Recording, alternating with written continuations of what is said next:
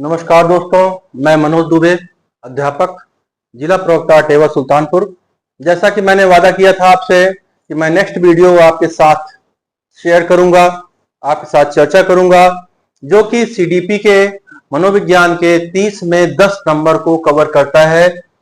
ये आपका मनोविज्ञान के संप्रदाय जो है ये 10 नंबर 10 मार्क्स कवर करता है, यानी आपके 30 में 10 नंबर पक्का हो जाएंगे, 1/3। ठीक है, तो आइए हम लोग शुरू करते हैं, देखते हैं। यहां पर मैं आप लोगों को एक चीज बहुत अच्छे से बताना चाहूंगा। देखिए, आप सारे लोग अध्यापक हैं। This video is specially for the teachers. आप लोग जानते हैं कि कक्षा 1 के बच्चे को कितना पढ़ाना है, कक्षा 2 के बच्चे को कितना पढ़ाना है, 3 को, 4 को, 5 को, सबका सिलेबस निर्धारित है। यहां पर आपको 20 साल पढ़ाई छोड़े हो गया है, तो कृपया एक साथ सब पढ़ने का प्रयास न करें। पहले कक्षा 1 पढ़ें, कक्षा 2 पढ़ें, फिर 3 पढ़ें, फिर 4 पढ़ें। तो पहले एक ढांचा आपके दिमाग में बैठना चाहिए, उसके बाद धीरे धीरे उसमें डीप में जाइए, अन्यथा क्या होगा, आप परेशान हो जाएंगे। आपको करना क्या है, एक स्ट्रक्चर खड़ा करना है। तो यहां पर जो हम पढ़ा रहे हैं, ये यहां पर विशेषज्ञों के द्वारा बनाया गया सिलेबस है, जो कि स्पेशली यूपी टेट के लिए है, साथ ही साथ सीटेट के लिए भी फायदेमंद है। सीटेट में कॉन्सेप्चुअल क्वेश्चन आते हैं, धारणात्मक क्वेश्चन ज्यादा आते हैं, और यूपी टेट में जो क्वेश्चन आते हैं वो फैक्चुअल आते हैं, तथ्यात्मक आते हैं। सिंपली पूछ लिया उन्होंने कि ये सिद्धांत किसने दिया, संरचनावाद के जनक कौन है, उंट और टिचनर। अब इसमें संरचनावाद में मोटा मोटा आपको, ठीक है, जो चीजें हैं उसके बारे में आपको इसमें बता दिया जाएगा कि ठीक है, संरचनावाद जो है मनोविज्ञान का पहला संप्रदाय है, उंट और टिचनर मनोविज्ञान के जनक माने जाते हैं। इसके बारे में आपको यहाँ पर डिटेल में बता दिया जाएगा। इन्होंने मनोविज्ञान की प्रथम प्रयोगशाला 1879 में, ठीक है, लिप्जिग, जर्मनी के लिप्जिग शहर में शुरू किया। ठीक है, आगे आपको यहाँ पर इन सब चीजों के बारे में पूरा बता दिया जाएगा कि क्या क्या है डिटेल के बारे में, क्लिक क्लिक क्लिक क्लिक। लेकिन ढांचा, दूसरी बात, आपको नाम सारे अच्छे से याद कर लेने हैं, क्योंकि यहाँ पर जितने सिद्धांत और नियम हैं उनके एक एक नियम के कई कई नाम दिए गए हैं। तो आपको करना क्या है, रोज सुबह उठना है, सुबह दोपहर शाम में जैसे दवा खाते हैं, आपको ऐसे बोल बोल के पढ़ना है। संरचनावाद, प्रकार्यवाद, व्यवहारवाद, मनोविश्लेषणवाद, अवयवीवाद या गेस्टाल्टवाद, संज्ञानवाद, सामाजिक संज्ञानवाद, क्षेत्रवाद, प्रयोजनवाद, मनोतावाद। फिर इनके बारे में क्लिक क्लिक क्लिक जैसे मोबाइल में होता है, उसी तरह आपको क्लिक करना है, उनके बारे में पढ़ना है। ठीक है, यहाँ पर मैंने जनक के बारे में सब लिख दिया है, लेकिन आइए एक एक पढ़ते हैं। लेकिन इसके पहले हम लोग जान जाएं कि ये हम जो पढ़ने जा रहे हैं मनोविज्ञान के संप्रदाय, तो संप्रदाय क्या होता है। संप्रदाय क्या, लोगों की भीड़ होती है? नहीं, लोग तो चाहिए, लोगों की भीड़ यानी लोग तो चाहिए, लेकिन साथ साथ यहाँ पर जिनकी एक निश्चित विचारधारा हो, पर्टिकुलर, ठीक है, उनके आइडिया, थॉट्स एक तरह के होते हैं। तो ऐसे लोगों के समूह को जिनकी एक निश्चित विचारधारा होती है, हम संप्रदाय कहते हैं। ठीक है, इसी तरह आपने समाज की भी परिभाषा पढ़ी होगी। समाज क्या होता है? Society is the web of social relationship, यानी समाज सामाजिक संबंधों का जाल होता है, लोगों की भीड़ सिर्फ नहीं होती है। ठीक है, वहां सेल्फ इंटरेक्शन होता है। ऐसे ही यहाँ पर संप्रदाय है कि लोगों का एक समूह जिनकी एक निश्चित विचारधारा होती है।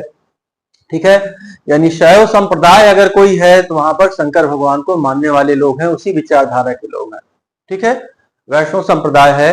ठीक है, ऐसे आज के समय में बहुत सारे संप्रदाय हैं, तो उनकी एक विचारधारा होती है, संप्रदाय होता है। यहाँ पर भी ऐसे ही चर्चा हम लोग करने वाले हैं कि मनोविज्ञान के संप्रदाय। ठीक है, यहाँ सबसे पुराना संप्रदाय कौन सा है? संरचनावाद। इसके बारे में आइए हम लोग डिस्कस करते हैं। संरचनावाद के जनक कौन है? विलियम उंट एवं टिचनर। विलियम उंट साहब गुरु हैं और उनके शिष्य हैं टिचनर, तो संरचनावाद के, ठीक है, जनक हैं ये लोग। इनका योगदान क्या है? मनोविज्ञान की पहली प्रयोगशाला की स्थापना किया। मनोविज्ञान की पहली प्रयोगशाला की स्थापना किया कहां? जर्मनी के लिपजिंग शहर में 1879 में। ठीक है। और यहां पर एक चीज और जान लीजिए, मनोविज्ञान जो है इसके पहले फिलॉसफी यानी दर्शन शास्त्र का एक अंग था, उसी के अंतर्गत ही ये पढ़ाया जाता था। और इसी के बाद इसके पहले मनोविज्ञान स्वतंत्र विषय नहीं था, बल्कि दर्शन शास्त्र फिलॉसफी का एक भाग या अंग था। ठीक है। और 1879 से मनोविज्ञान, जब इन्होंने मनोविज्ञान की पहली प्रयोगशाला स्थापित किया तो 1879 से मनोविज्ञान एक स्वतंत्र विषय के रूप में, ठीक है, माना जाने लगा। और मनोविज्ञान के जनक कौन है? उंट और टिचनर। उंट और टिचनर।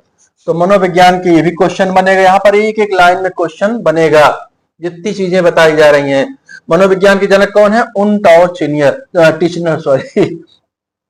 यहां पर एक आध क्वेश्चन और भी मैंने देखा, आधुनिक मनोविज्ञान के जनक, इसके बाद आप पढ़ेंगे। यहां पर अभी आपने देखा, ठीक है, संरचनावाद उंट और टिचनर है, प्रकारवाद के विलियम जेम्स हैं। तो विलियम जेम्स को जो है, ठीक है, मैंने देखा जो है आधुनिक मनोविज्ञान के जनक के रूप में माना जाता है। तो मनोविज्ञान के जनक कौन हो गए? उंट और टिचनर। आधुनिक मनोविज्ञान के जनक विलियम जेम्स। आगे अभी आप लोग पढ़ने वाले हैं शिक्षा मनोविज्ञान के जनक थॉर्नडाइक है। इन्होंने शिक्षा मनोविज्ञान पे पूरी किताब ही लिख डाली है, ढेर सारे अधिगम के सिद्धांत लिए हैं। ठीक है। अधिगम के सिद्धांतों में उनके जो सिद्धांत है इसके बारे में हम लोग पढ़ेंगे। ठीक है। प्राथमिक कौन से हैं, द्वितीयक कौन से हैं, मुख्य और गौड़ जिसको बोलते हैं, तो 3 उसमें हम प्राथमिक पढ़ेंगे, 5 उनके गौड़ नियमों के बारे में पढ़ेंगे, और ढेर सारी चीजें थॉर्नडाइक साहब के बारे में पढ़ेंगे। तो एक जान लीजिए, मनोविज्ञान जनक उंट और टिचनर, आधुनिक मनोविज्ञान के जनक विलियम जेम्स, शिक्षा मनोविज्ञान के जनक थॉर्नडाइक। ऐसे दिमाग में आपको बैठाना है। ठीक है। अब आइए हम लोग पढ़ते हैं, ये संरचनावाद जो है इसमें शिक्षण के लिए कौन सी तकनीक, कौन सी विधि का इस्तेमाल हुआ है। तो आप याद कर लीजिए, शिक्षण के लिए संरचनावाद में अंतर्निरीक्षण विधि का प्रयोग किया गया है। ठीक है। इसको इंट्रोस्पेक्शन भी बोलते हैं हम लोग, यानी अपने अंदर झांक के देखनी, स्वयं का निरीक्षण करना। ठीक है। अंग्रेजी में बोलते हैं इंट्रोस्पेक्शन। इंट्रोस्पेक्शन। इंस्पेक्शन मतलब क्या होता है? निरीक्षण। इंट्रो मतलब अंदर, ठीक है। एक्सट्रो मतलब बाहर अंग्रेजी में होता है, यानी अंतर्निरीक्षण, खुद के अंदर झांक करके स्वयं का निरीक्षण। ठीक है। इस विधि का प्रयोग यहां पर संरचनावाद में किया गया है। संरचनावाद, ठीक है, स्ट्रक्चर दिमाग में बैठाइए। ठीक है। एक ढांचा अंदर का और अंदर की झांक के देखना है, ये दिमाग में अपने आप फिगर बैठाइए। संरचनावाद में सेल्फ इंट्रोस्पेक्शन, ठीक है, या अंतर्निरीक्षण जिसको बोलते हैं, ठीक है, इस विधि का प्रयोग यहां पर किया गया है। आइए हम लोग आगे बढ़ते हैं। अब नेक्स्ट विचारधारा आपकी प्रकारवाद है। विलियम जेम्स साहब हैं इसके प्रतिपादक। कौन है? William James. यहां पर मेरी राइटिंग खराब हो, अच्छी हो, ठीक है, इसके बारे में आप, ठीक है, चिंता ना करें कृपया। ठीक है। मैं बहुत ही मैनेज करके वीडियो बना रहा हूं। विलियम जेम्स भी मैंने बताया था इसके पहले। ठीक है। संरचनावाद के जनक कौन थे? उंट और टिचनर। उन्हें मनोविज्ञान का जनक माना जाता है। आधुनिक मनोविज्ञान के जनक विलियम जेम्स साहब है। कहां से हैं? यूएसए, अमेरिका से हैं। ठीक है। और प्रकारवाद में क्या होता है? इस विचारधारा में मस्तिष्क के कार्यों पर बल दिया जाता है। ठीक है। संरचनावाद में बताया गया अंतर्निरीक्षण, इसमें क्या बताया गया? मस्तिष्क, दिमाग, प्रकार्य। ठीक है। फंक्शन, फंक्शन मतलब कार्य, कार्य प्रकार्य दिमाग में बैठा लीजिए। प्रकार्य से कार्य यानी मस्तिष्क के कार्य, ब्रेन। ठीक है। तो मस्तिष्क के कार्यों पर बल दिया गया है। दूसरी चीज है, इस पर डार्विन के विकासवादी सिद्धांतों का प्रभाव है। डार्विन के बारे में आपने पढ़ा होगा, उन्होंने सिद्धांत दिया था सर्वोत्तम की उत्तरजीविता, सर्वाइवल ऑफ द फिटेस्ट। ठीक है। शब्द यानी जो अलग अलग परिस्थितियां जैसे जैसे खराब होती जाती हैं, कुछ लोग, ठीक है, खत्म होते जाते हैं, ढेर सारे जानवर खत्म होते जाते हैं, और उन नई परिस्थितियों के अनुरूप जो, ठीक है, प्राणी अपने आप को वहां पर सामंजस्य बिठा करके उसके अपने आप अनुकूल कर करके जीवित रहते हैं, सरवाइव रहते हैं। सरवाइव मतलब जीवित रहना, वही लोग बचते हैं, बाकी सब मारे जाते हैं। तो सर्वोत्तम की उत्तरजीविता। यहां पर भी देखिए आप डार्विन में, भाई जिसके पास दिमाग होगा, प्रकार्य होगा, ठीक है, दिमाग जिसके पास होगा वही, ठीक है, धीरे धीरे अपने आप को नई परिस्थितियों के अनुकूल अपने आप को सामंजस्य बैठा करके अपने आप को जीवित रख पाएगा। यहाँ दिमाग का मैटर है, प्रकारवाद समझ लीजिए, दिमाग दिमाग का काम सब हो रहा है। तो डार्विन साहब के विकासवादी सिद्धांतों का, ठीक है, इस संप्रदाय यानी प्रकारवाद पर प्रभाव है। ठीक है, यानी सबसे अच्छा डार्विन के हिसाब से क्या हुआ, सबसे अच्छा व्यवहार ही सर्वमान्य है। भाई अलग अलग व्यवहार, व्यवहार का तात्पर्य यहाँ कार्य से ले लीजिए आप, ठीक है, बिहेवियर यानी कार्य। तो सबसे अच्छा बिहेवियर, सबसे अच्छा कार्य यानी सब किसी जो सपने अपने आप को फिट रख पाया है, ठीक है, वही जो है सबसे बढ़िया माना जाएगा, सर्वमान्य है। ठीक है, तो सबसे अच्छा व्यवहार ही सर्वमान्य है। एक एक लाइन दिमाग में बैठे यहाँ पे आपके। नेक्स्ट लोग चलते हैं। अब प्रकारवाद के दो संप्रदाय हैं। कितने संप्रदाय हैं? दो, कोलंबिया संप्रदाय और शिकागो संप्रदाय। और इसमें अलग अलग मनोवैज्ञानिकों के बारे में हम लोग चर्चा करेंगे। कोलंबिया के कैटल साहब हैं, कासे कैटल, कासे कोलंबिया, और दूसरे हैं वुडवर्थ।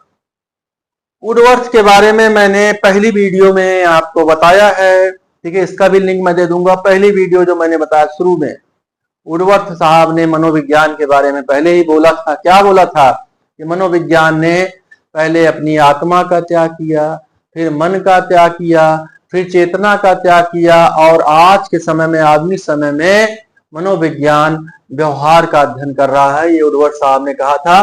तो यही वुडवर्थ साहब के संप्रदाय के हैं, कोलंबिया संप्रदाय के हैं। इसके पहले वीडियो को आपने नहीं देखा है, ठीक है, फर्स्ट वीडियो मेरा जो है, मैं फर्स्ट सेकंड थर्ड लिखते जाऊंगा। हर वीडियो में पहला वीडियो, दूसरा वीडियो, तीसरा वीडियो मैं लिख दूंगा, ठीक है, ऊपर ही लिख दूंगा, आप थंबनेल देख लीजिएगा, ठीक है।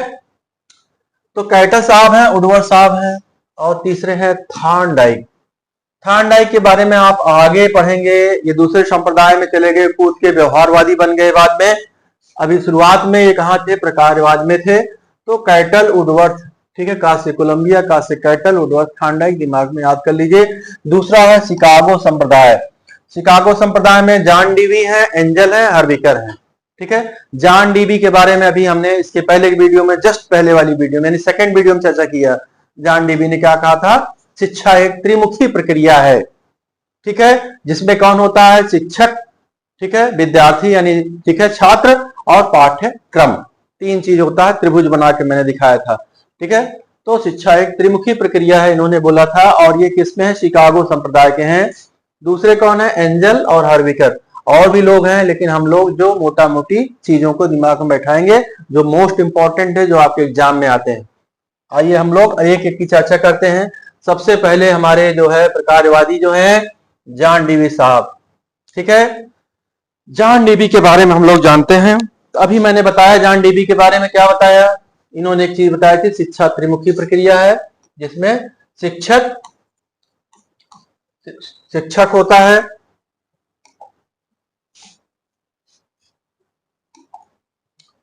पहला कौन होता है? शिक्षक, छात्र होता है, और पाठ्यक्रम होता है, ठीक है, यानी सिलेबस क्या पढ़ाना है। तो यह त्रिमुखी, ठीक है, प्रक्रिया है, इन्होंने बताया था, ठीक है। जॉन डीवी के बारे में आपको इतनी सारी चीजें दिमाग में बैठानी है, तो मैं आपको यहाँ पर कुछ राय दूंगा। देखो, याद करने का, आप लोग पढ़ क्या रहे हैं? मनोविज्ञान, उसमें भी शिक्षा मनोविज्ञान, थॉर्नडाइक साहब जो जनक हैं, ठीक है, इन सब चीजों के बारे में अगर आप चर्चा कर रहे हैं, इसमें पढ़ाया क्या जाता है, सिखाया क्या जा रहा है? वही सिखाया जा रहा है जो आप पहले से करते चले आ रहे हैं। You have been doing for long, for years. ध्यान दें, आपको दिमाग में बैठाना है। तो क्या होगा? पूर्व ज्ञान से नवीन ज्ञान को जोड़िए। एक जॉन डीवी साहब हैं, इनके बारे में थोड़ा सा कल्पना करिए। जॉन डीवी साहब थोड़ा सा साइंस को मानने वाले आदमी हैं, ठीक है, अच्छे आदमी हैं, वैज्ञानिक आदमी हैं। इनके बारे में अभी हम आपको एक कहानी बताते हैं, उसके बाद बताते हैं जॉन डीवी साहब के बारे में।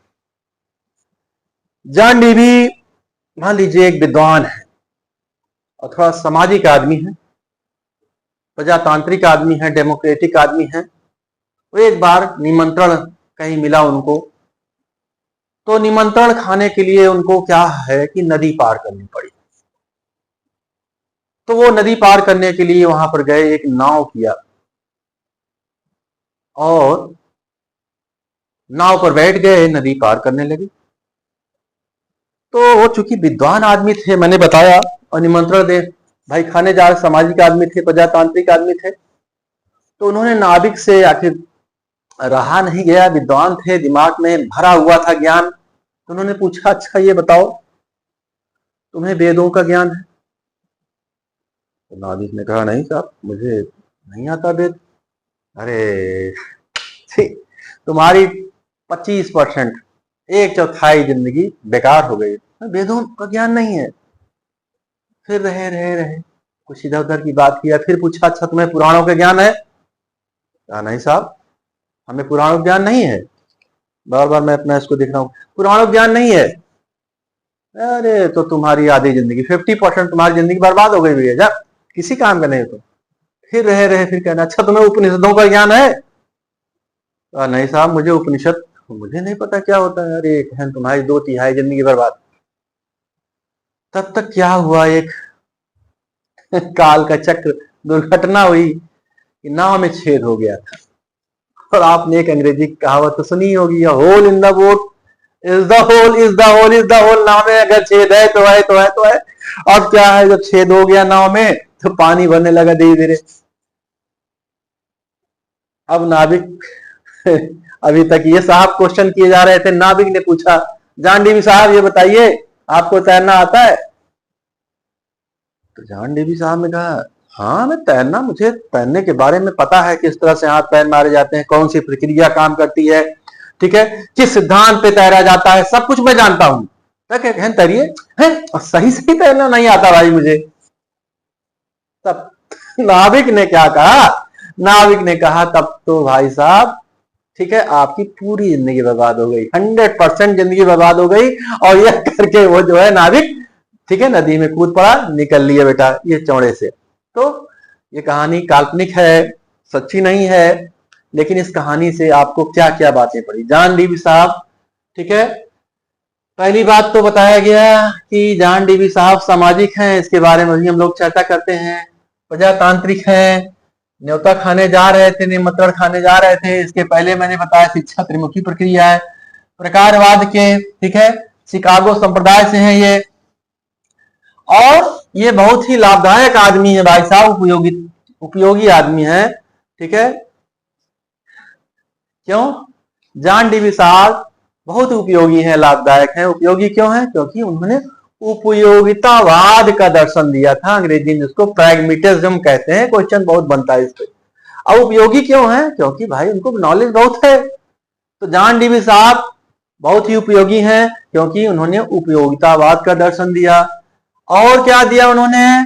प्रगतिशील शिक्षा। प्रगतिशील शिक्षा मतलब आज के समय में व्यवहारवादी शिक्षा, प्रैक्टिकली। यहां पर प्रगतिशील शिक्षा, यहां पर नाव चलाना, एक नॉलेज होना कि हाँ नाव कैसे चलाई जाती है, किस सिद्धांत पे चलाई जाती है, ये काम नहीं करेगा। असल में नाव चलाना आपको आना, सॉरी नाव चलाना करें, तैरना गलत बोल दिए, तैरने के बारे में आपको पता है कि तैरना किस तरह से होता है, किस प्रक्रिया पे होता है, सारा चीज आपने पढ़ लिया है किताब में, वीडियो देख लिया है। लेकिन सही सही अगर पानी में कूद गिर पड़े आप और तैरना नहीं आता तो आपकी शिक्षा बेकार हो गई। तो कैसी शिक्षा चाहिए आपको? प्रगतिशील, जिसमें प्रैक्टिकली एक्सपेरिमेंटेड होना चाहिए, प्रयोगशाला, ठीक है, जो कि आपको प्रैक्टिकली आप उस चीज को कर सकें, ठीक है। दूसरी चीज है पुस्तक केंद्रित नहीं होना चाहिए। उनको किताबी ज्ञान था लेकिन प्रैक्टिकली नहीं था। तो यहां पर आपको जॉन डीवी साहब के बारे में इस कहानी से बहुत कुछ मिल रहा है। प्रगतिशील शिक्षा, प्रैक्टिकली यानी एक्सपेरिमेंट, प्रयोगशाला, जो सिद्ध हो सके वही सही है। प्रयोगात्मक विधि से जो सिद्ध हो सके वही सत्य है। प्रयोगात्मक विधि में क्या होता है? 3 चरण होते हैं, परीक्षण, प्रेक्षण और परिणाम। परीक्षण मतलब ऑब्जर्वेशन, ध्यान से देखिए, परीक्षण, ठीक है। प्रेक्षण करिए, उस पर यानी एक्सपेरिमेंट करिए, पहले देखिए फिर प्रेक्षण मतलब एक्सपेरिमेंट करिए और फिर कंक्लूजन यानी निष्कर्ष या परिणाम पर पहुंचिए। तो प्रयोगात्मक विधि के, ठीक है, यहां पर जॉन डीवी साहब, ठीक है, इन्होंने बताया इसके बारे में। और क्या बताया, जीवन ही शिक्षा है, यानी हम अपने जीवन में बहुत सारी चीजें सीखते रहते हैं, पूरी जिंदगी भर सीखते रहते हैं, अनुभव जनित चीजें सीखते रहते हैं, ना कि किताबी ज्ञान से, ठीक है। तो जीवन ही शिक्षा है। और शिक्षा को उन्होंने क्या बताया, एक सामाजिक कार्य है, ठीक है। सामाजिक आदमी थे, प्रजातांत्रिक आदमी थे, मैंने बताया था। और प्रजातांत्रिक या लोकतांत्रिक शिक्षा, ठीक है, जो सबके कल्याण के लिए है, लोकतांत्रिक शिक्षा के बारे में, ठीक है, उन्होंने बताया। तो ये सब चीजें आपके दिमाग में बैठने चाहिए कि जॉन डीवी साहब के बारे में सारे क्वेश्चन बनते हुए हैं। और प्रगतिशील शिक्षा भी जब बताई गई आपको, ठीक है, इसके जनक कौन है, जॉन डीवी साहब हैं। इसके पहले हमने पढ़ाया था पहले वीडियो में बाल केंद्रित शिक्षा, उसके जनक कौन है, रूसो हैं। तो बाल केंद्रित शिक्षा के जनक कौन है, रूसो हैं। प्रगतिशील शिक्षा के जनक कौन है, जॉन डीवी साहब हैं। इन्होंने कुछ किताबें लिखी। अब वो प्रजातांत्रिक आदमी है, लोकतांत्रिक आदमी है, सामाजिक आदमी है, बहुत बढ़िया आदमी है भैया। किताब किस पे लिखेंगे, डेमोक्रेसी एंड एजुकेशन, यानी प्रजातंत्र या लोकतंत्र और शिक्षा। इसके अलावा क्या लिखा, सामाजिक आदमी है तो द स्कूल एंड सोसाइटी, ठीक है, यानी स्कूल, विद्यालय और समाज, ये किताब उन्होंने लिखी। इसी से मिलता जुलता कभी कभी एक क्वेश्चन आता है, प्रोजेक्ट। तो प्रयोगशाला विधि और प्रोजेक्ट विधि में कंफ्यूज मत करिएगा आप लोग। प्रयोगशाला विधि कौन है, जॉन डीवी साहब हैं। और प्रोजेक्ट विधि या हिंदी में परियोजना विधि भी कहते हैं इसको, इसके जनक कौन है, प्रतिपादक कौन है, किलपैट्रिक है, ये भी जॉन डीवी के शिष्य थे, ठीक है। और ये जो प्रोजेक्ट विधि, परियोजना विधि है, ये किसके सिद्धांत पर, किसके दर्शन पर आधारित है, जॉन डीवी के ही दर्शन पर आधारित। ये भी क्वेश्चन बनता है कि प्रोजेक्ट विधि या परियोजना विधि किस दर्शन पर आधारित है, किस सिद्धांत पर आधारित है, तो जॉन डीवी के सिद्धांत पर आधारित है।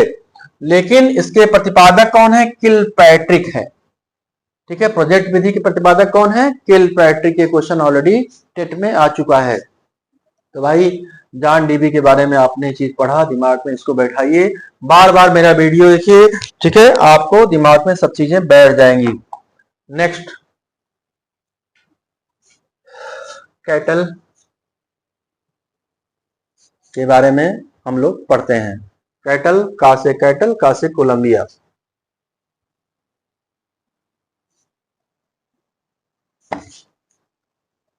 का से कैटल, का से कोलंबिया।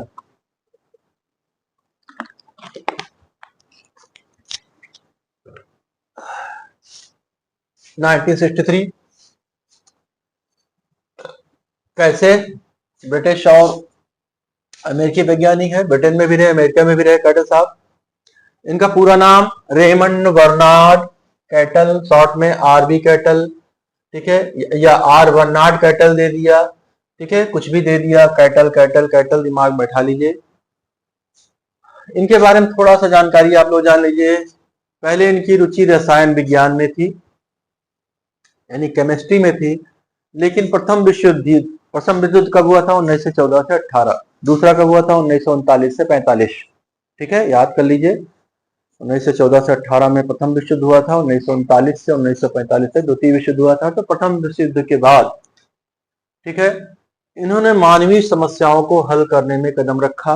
भाई परेशान हो गए, विश्व युद्ध हुआ तो इनका हृदय परिवर्तन हुआ और ये केमिस्ट्री छोड़ करके कहाँ चले आए, मनोविज्ञान में चले आए और इन्होंने मानवीय समस्याओं को हल करने में कदम रखा।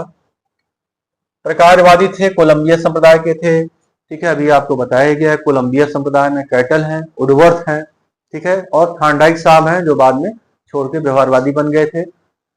और इसके अलावा शिकागो संप्रदाय में जॉन डीवी साहब को पढ़ा ही है आपने, ठीक है, अभी इसके पहले हमने पढ़ाया है। तो प्रकारवादी थे, कोलंबिया संप्रदाय के थे। इन्होंने 2 सिद्धांत दिया, ठीक है, इसके बारे में बहुत डिटेल में अगर आप पढ़ेंगे बहुत कुछ है, लेकिन अभी आपको इतनी चीजें दिमाग में बैठा है। कैटल साहब ने 2 सिद्धांत दिया। पहला, निश्चित और अनिश्चित बुद्धि का सिद्धांत। इसका एक और नाम है मोज़ेक व तरल बुद्धि का सिद्धांत। इसका एक और नाम है क्रिस्टल व लिक्विड का सिद्धांत। अब क्रिस्टल यानी ठोस वही मोजैक है, वही निश्चित है। जो ठोस है वही मोजैक है, वही निश्चित है। जो अनिश्चित है वही तरल है, पानी है, लिक्विड है जो कि बह जाता है। दिमाग में इसे बैठा लीजिए, आपके तीनों सिद्धांतों के नाम याद हो जाएंगे। ठीक है, निश्चित और अनिश्चित। निश्चित जो है, ठीक है, वही मोजैक है, वही क्रिस्टल है। ठीक है, अनिश्चित जो है वही तरल है, वही लिक्विड है, अंग्रेजी में बोलते हैं। ठीक है, तो आप इसको दिमाग में बैठा लिए तीन। अब जो तरल है, जो पानी है, वो बहता रहता है। पहले दादा के अंदर था, दादा से पापा के अंदर आया, पापा से आपके अंदर आया। जो ये लिक्विड है, ये आनुवंशिक गुण, इंफॉर्मेशन प्रोसेसिंग गुण, ठीक है, वो सूचना यहाँ से यहाँ, यहाँ से यहाँ, तो आनुवंशिक गुण। और ठीक है, यानी जो पैतृक होते हैं, पूर्वज ऊपर से, ठीक है, पापा दादा से पापा में, पापा से आपके अंदर है, आनुवंशिक गुण है। और इंफॉर्मेशन है, सूचना, प्रोसेसिंग गुण जो होती, ये जो है किसमें है, तरल में है। यानी ये पानी बह रहा है, यहाँ पर लिक्विड है, पानी बह रहा है, समझ लीजिए पानी बह रहा है। ठीक है, पानी बहते हुए, ठीक है, यानी ऊपर से नीचे की तरफ आ रहा है, दादा से पापा, पापा से आपके अंदर आ रहा है आनुवंशिक गुण। और सूचना जो प्रोसेसिंग होती है, वो सारा गुण आ रहा है। ये अप टू 20 ईयर्स तक होता है। थोड़ा सा डीप हल्का था जाइए। इधर क्या है, जो ठोस है, निश्चित है, मोजैक है, क्रिस्टल है, क्रिस्टल भी ठोस ही होता है। यहाँ पर है अर्जित गुण होते हैं। ठीक है, यानी ये जीवन पर्यंत हम लोग सीखते रहते हैं, जो हम अपनी मेहनत से स्वयं, ठीक है, आनुवंशिक नहीं है, जो अर्जित गुण जिसे हम खुद प्राप्त करते हैं, वो आपके यहाँ पर कवर होते हैं। दूसरा इन्होंने दिया, एक हो गया आपका निश्चित और अनिश्चित बुद्धि का सिद्धांत। दूसरा सिद्धांत दिया था PF16, ठीक है, पर्सनालिटी यानी व्यक्तित्व परीक्षण जिसको बोलते हैं। व्यक्तित्व परीक्षण का सिद्धांत बहुत ही फेमस है इसके लिए, ये पैटेल साहब, ठीक है, इन्होंने दिया था व्यक्तित्व परीक्षण। अगर आप पहले दिमाग में सिर्फ इतना ही याद कर लो, इसके आगे बढ़ना चाहते हो, इसका एक नाम और है सील गोल सिद्धांत। ठीक है, अब सील गोल सिद्धांत तो इन्होंने क्या किया कि व्यक्तित्व परीक्षण कैसे किया जाए, ठीक है, किसी के बारे में कैसे जानकारी लिया जाए, कैसे आदमी है वो, कैसा आदमी नहीं है। तो ढेर सारे गुणों, ठीक है, लोगों से अपना देखा, किसी और मनोवैज्ञानिक के लिया, उसके पास ढेर सारे गुण बताए थे। ये स्वास्थ्य संबंधित ये गुण होते हैं, ठीक है, और बिहेवियर संबंधित ये गुण होते हैं, ठीक है, और इसके अलावा संवेदनाओं से संबंधित यानी इमोशन से संबंधित ये गुण होते हैं। तरह तरह के गुण होते हैं। उनमें से भाई साहब ने 35 गुण छाटे, मुख्य सील गुण। 35 में उन्होंने पाया कि 23 सामान्य गुण होते हैं, 12 असामान्य, यानी 35 में 23 होते हैं, लगभग सबके अंदर होते हैं। और 12 जो है असामान्य होते हैं, सबके अंदर वो नहीं होते हैं, कुछ खास लोगों में होते हैं। इस 23 में भी उन्होंने 16 जो है सोर्स ट्रेट, ठीक है, यानी स्रोत गुण, ट्रेट्स मतलब गुण होता है 16। तो 35 में 23, 12, 23 सामान्य, 12 असामान्य, और 23 में भी 16 महा, ठीक है, सोर्स जिसको कहते हैं एकदम क्रीम सोर्स ट्रेट, यानी उसका स्रोत गुण नाम रखा उन्होंने। इसी का नाम PF16 है। ठीक है, इसके आधार पर वो करते क्या है, व्यक्तित्व परीक्षण करते हैं, लोगों की पर्सनालिटी का टेस्ट करते हैं। और इसमें उन्होंने किस विधि का प्रयोग किया, तो उन्होंने एक स्पीयरमैन साहब थे, वो भी मनोवैज्ञानिक है, उनकी कारक विश्लेषण पद्धति का प्रयोग किया था PF16 में। ठीक है, ये आपका हो गया कैटल साहब के बारे में मोटा मोटी जानकारी। ठीक है, बहुत डिटेल जाएंगे, बहुत सारी चीजें हैं। नेक्स्ट चलते हैं हम लोग, थोड़ा सा कुछ क्वेश्चंस कैसे बनते हैं। PF16 परीक्षण क्या है, व्यक्तित्व परीक्षण है। PF16, ठीक है, इनका निर्माण किसने किया, कैटल ने किया है। या सील गुण सिद्धांत के प्रतिपादक कौन है, कैटल है। ठीक है, किस विचारधारा से प्रभावित है, प्रकारवाद से। अब सिर्फ क्वेश्चन यहां से यहां बना दिया इन्होंने, यानी व्यक्तित्व परीक्षण किस विचारधारा से संदर्भित है, प्रकारवाद से है। इसमें कौन सी तकनीक का इस्तेमाल हुआ है, स्पेयरमैन की कारक विश्लेषण पद्धति का प्रयोग हुआ है। ठीक है, निश्चित मोजैक या क्रिस्टल, ठीक है, ठोस से कौन से गुण मिलते हैं, ठोस गुण मिलेंगे, अर्जित गुण मिलेंगे, जो हम खुद, ठीक है, प्राप्त करते हैं। ठीक है, कब तक मिलते हैं, ये जीवन पर्यंत मिलते हैं।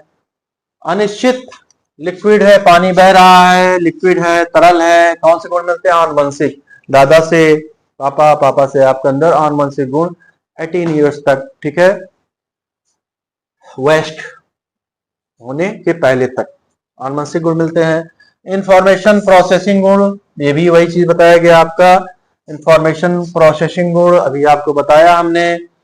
अर्जित निश्चित तरल या अनिश्चित तरल या लिक्विड से ही मिलते हैं।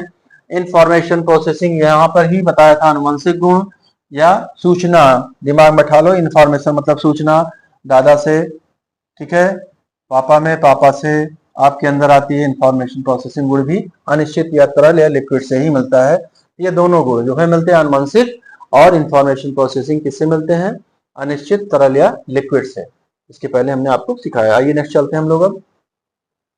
उर्वर साफ के बारे में कुछ मोटा मोटी जानकारी पहले दिमाग बैठा लीजिए। देखिए, हम आपको पहले तो बता दें कि जो भी चीज हम वीडियो बना रहे हैं इसमें आप खुद सक्षम हैं। उर्वर्थ डाल दीजिए अभी आप लोग, ठीक है। ढेर सारे AI चला रहे हैं, गूगल चला रहे हैं। पहले तो आपके दिमाग में ढांचा बने तो और डिटेल पढ़ना हो डाल दो भैया, ठीक है। चैट GPT पे लिख दो उर्वर्थ के सिद्धांत, ढेर सारा आ जाएगा, लेकिन पहले दिमाग में ढांचा बनेगा। इन्होंने क्या दिया? अधिगम का SOR सिद्धांत दिया था। अब SOR सिद्धांत क्या होता है? उर्वर्थ पहली बात संप्रदाय बताया गया, क्या अभी आपको प्रकारवाद हम लोग पढ़ रहे हैं, ठीक है। उर्वर्थ किस संप्रदाय से हैं? अभी आपको बताया, का से कैटल, ठीक है। और उर्वर्थ हैं, यानी कैटल मतलब कोलंबिया संप्रदाय से अभी बताया गया आपको। कोलंबिया में उर्वर्थ हैं, थांडाइक भी हैं और कैटल भी हैं। का से कैटल, उर्वर्थ, थांडाइक कोलंबिया संप्रदाय के हैं। शिकागो में कौन है? जॉन डेवी साहब है, ठीक है, हर्विकर हैं, और एक और, ठीक है, बताया गया था भैया आपको। तो उर्वर्थ कोलंबिया संप्रदाय के हैं। इन्होंने अधिगम का SOR सिद्धांत दिया था। अभी आप बाद में कंफ्यूजन, अभी आप जब आगे पढ़ेंगे तो SS सिद्धांत आएगा, ठीक है, SR सिद्धांत आएगा, SOR सिद्धांत आएगा, तो वहां अभी आप कुछ कंफ्यूज करेंगे। पावलो साहब हैं, थांडाइक साहब हैं, और ये उर्वर्थ हैं, ठीक है। अभी आगे आप पढ़ेंगे तब आप इसको डिटेल में आपको इसमें समीक्षा आगे कर दूंगा। SOR, S फॉर क्या होता है? स्टिमुलस। स्टिमुलस मतलब उद्दीपन, उत्तेजना, ठीक है। किसी वो चीज जिसके कारण हम प्रतिक्रिया करें, ठीक है, वो स्थिति परिस्थिति। आप जैसे आप बच्चे ने आग छू लिया तो वहां पर वो उद्दीपन हो गया। आप टीचर हैं, आपने क्वेश्चन पूछ लिया बच्चे से, उत्तेजना हो गई या उद्दीपन आया।